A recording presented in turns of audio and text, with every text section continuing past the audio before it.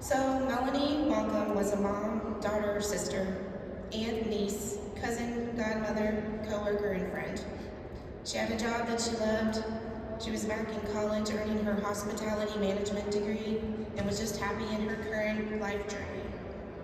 On October 22nd, 2022, at approximately 11:37 p.m., Melanie was a passenger in a car that was hit head-on by a drunk driver. Melanie's friend who was driving sustained serious injuries. Melanie was pronounced dead on the scene.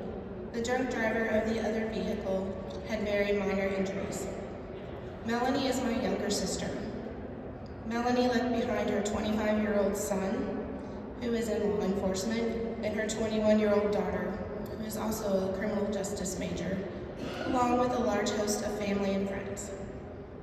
I can stand here and go through all of the details, but we all know the horror stories of drunk driving accidents. We all know the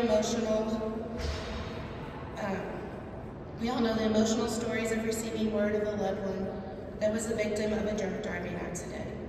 Those are images, sounds, and feelings that we carry with us and will never ever forget.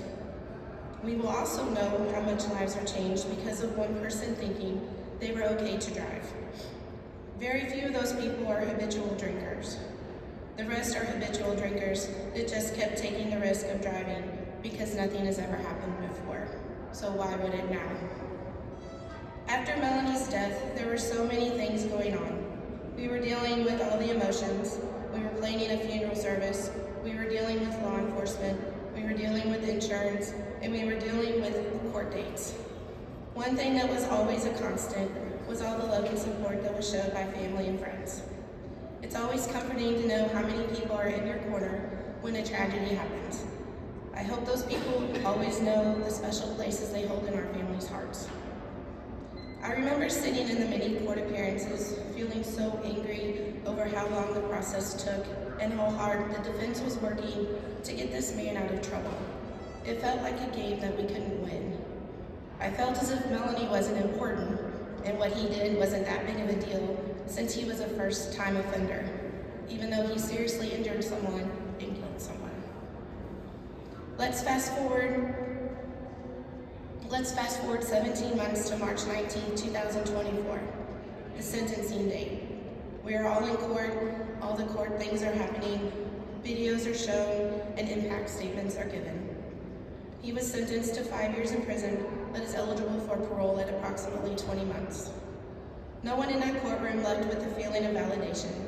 No one wins when a life is lost due to impaired driving. Nobody. During that 17-month process, I had so many questions in my head.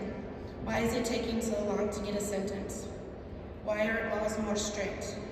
Why is someone who killed someone not getting a harsher sentence? And what can I do about it? Those were questions that would anger me. I kept feeling this push to do something about it. So after talking with family and gathering ideas and opinions, my mother and I met with Missouri State Representative David Griffith. He had been a family friend for over 20 years and knew Melanie pretty well.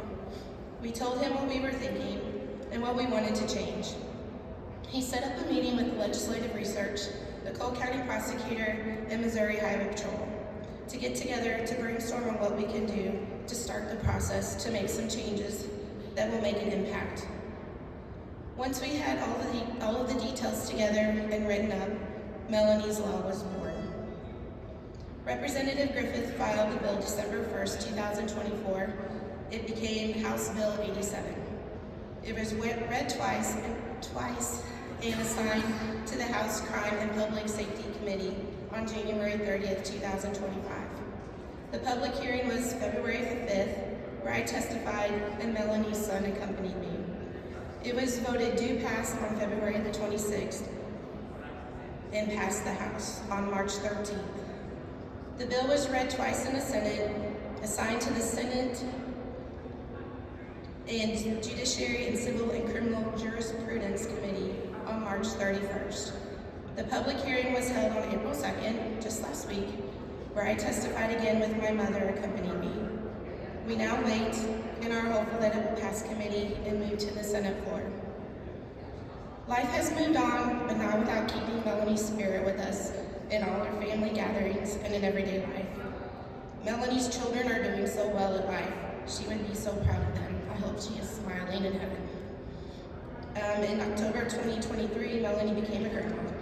I hope so she got to see that little sweetheart before she made her appearance here. So, to wrap all of this up, we cannot undo what has already been done, but together we can make small steps that lead to big changes. I never in a million years thought that I would be involved in changing legislation. Is it scary and intimidating? Yes.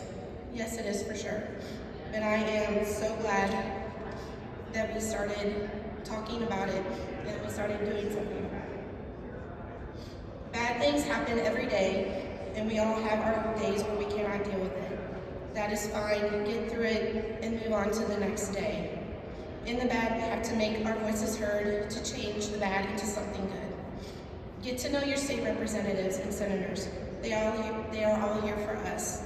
They work for us and are here to help. I want to encourage everyone to speak up, and once you take that first step, know how supported and loved that you are. Thank you for listening. I have a couple of quotes to share with you, and I hope that you carry them with you. The first one is by Mary Van Hout. You will survive and you will find purpose in the chaos. Moving on doesn't mean letting go. And the second is by Gloria Steinem. The art of life is not controlling what happens to us, but using what happens to us.